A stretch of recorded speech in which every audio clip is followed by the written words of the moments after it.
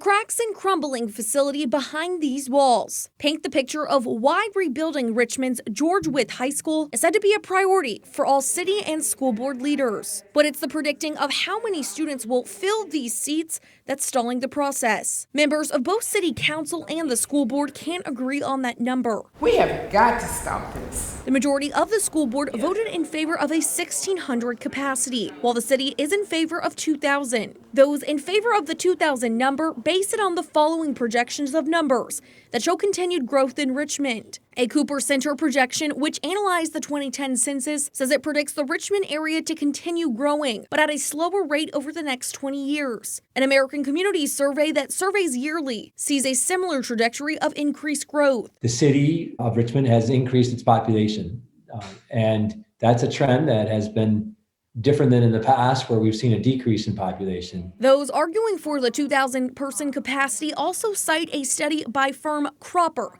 that was contracted by the district in 2019. It predicted that George Wythe would have 1,741 students in the fall of 2026. It also predicted that the school would have 110% of the 1,401 current capacity for the 2021-2022 school year. That's 1,541 students. In reality, officials say George Wythe's current enrollment is close to 1,300.